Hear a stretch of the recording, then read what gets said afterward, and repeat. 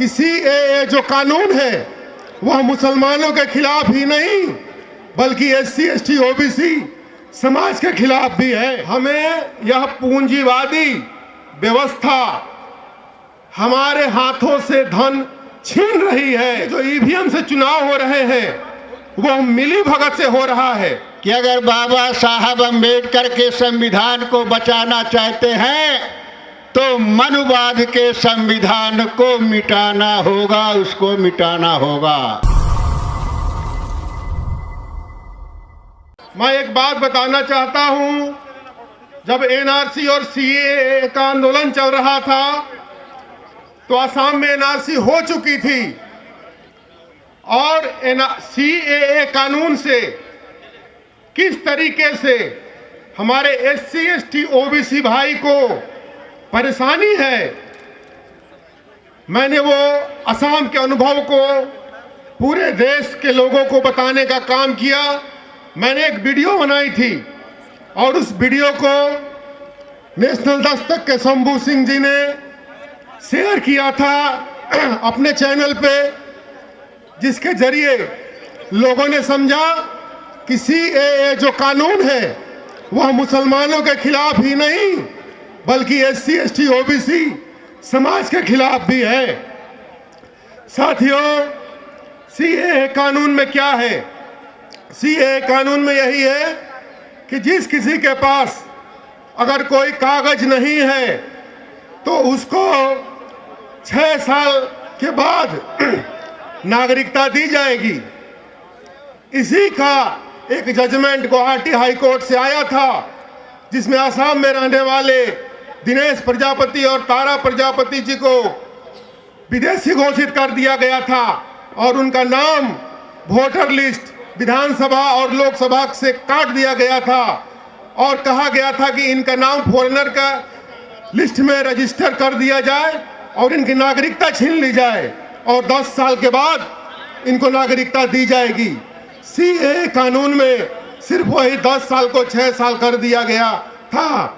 तो साथियों, पूरे देश में अगर एनआरसी होगी तो हमारे एससी एसटी ओबीसी भाई के पास कागज तो होंगे नहीं, यह दिखाने के लिए कि वह इस देश के मूल निवासी हैं या 1951 के पहले के वासी हैं, तो उनको सीएए कानून के जरिए नागरिकता दी जाएगी और भविष्य में हमारे समाज के लोगों का इतिहास बनेगा कि एससी एसटी ओबीसी का समाज विदेशी समाज है, भारत का मूल निवासी समाज नहीं है।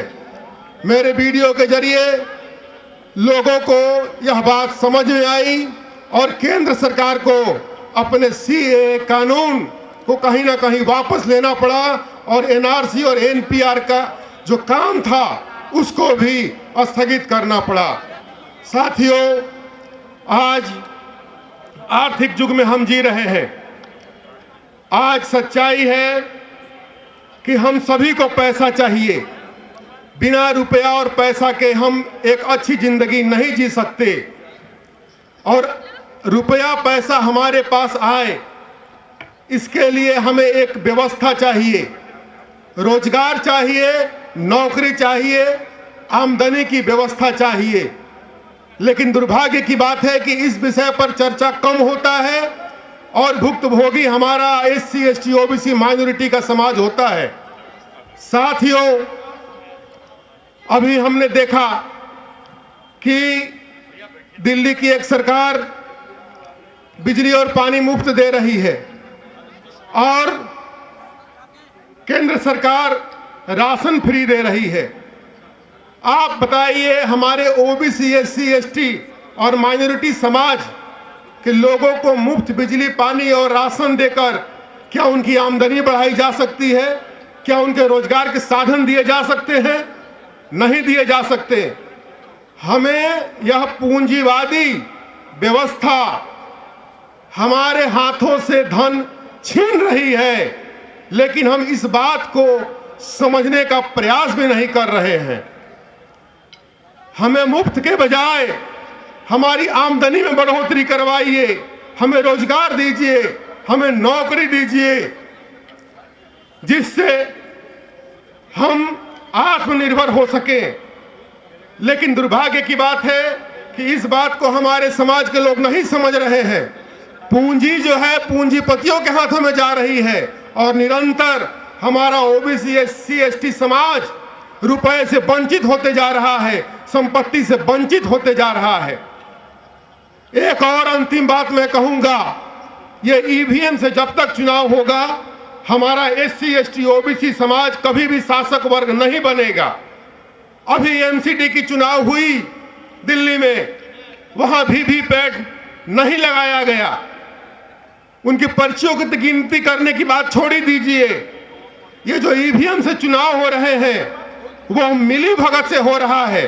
कि डॉक्टर अंबेडकर साहब को हम अपना आदर्श मानते हैं तो उनके जीवन से हमें सीखना भी होगा। उन्होंने कहा था कि जिंदगी जीना आसान नहीं होता, बिना संघर्ष के कोई महान नहीं होता, जब तक पड़े न हथौड़े की चोट पत्थर भी भगवान नहीं होता, पत्थर भी भगवान नहीं होता। आइए हम डॉक्टर साहब ने अपने जीवन में कितनी यातनाएं, कितने अपमानों का सामना किया है, कितनी विषम परिस्थितियों से संघर्ष किया है, उसके बाद उन्होंने अपने जीवन को इस देश और समाज के लिए समर्पित किया है। उससे हमें सबको शिक्षा लेने की ज़रूरत है। आज जो मुद्दे हैं उन मुद्दों की चर्चा नहीं करना चाहते, सब जानते हैं। मैं उन मुद्दों का समर्थन करना चाहता हूँ और एक बात प्रार्थना करना चाहते हैं दोस्तों। बहुत बातें होती हैं समता विषमता की, बहुत बातें होती हैं मनुवाद की। एक ही सूत्र है कि अगर बाबा साहब अम्बेडकर के संविधान को बचाना चाहते हैं तो मनुवाद के संविधान को मिटाना होगा, उसको मिटाना होगा। लेकिन हमारे भाषणों से नहीं होगा, तालियां बजाने से नहीं होगा। हमें आप सबको ये सोचना होगा कि मनुवाद का जो संविधान लिखा गया है, उसका जो पेड़ लगाया गया है, उस पेड़ को खाद देने वाला, सींचने वाला कौन है? उसको खाद देने वाला यही ओबीसी समाज है, जो अपने को 90% कहता है, जो मनवाद के खिलाफ भाषण देता है। सबसे ज़्यादा पोषण करने वाला, उसको पालन पोषण करने वाला यही समाज है। आज संकल्प ले लीजिए कि मनवाद के संविधान, मनवाद के विचारधारा को हमें त्यागना है, छोड़ना है, तो बाबा साहब अम्बेडकर का संविधान बन जाएगा, समाज में राम राज्य आ जाएगा, समाज को एक नई दिशा मिल जाएगी। मैं इतना ही कहना चाहते हैं। आप सब संघर्ष में अपने अपने तरीके से लगे रहें, निराश होने की ज़रूरत नहीं है। हमारे वक्ताओं ने बड़ी अच्छी अच्छी बातें कही हैं, फिर मैं कभी आपके बीच में बात करूंगा। इतना ही कहना चाहते हैं कि राह के राही थक मत जाना, राह के राहे थक मत जाना, सुबह की मंजिल दूर नहीं। अरे जुल्म का सीना चीर के देखो, झांक रहा है नया सवेरा, झांक रहा है नया सवेरा। धन्यवाद। जय।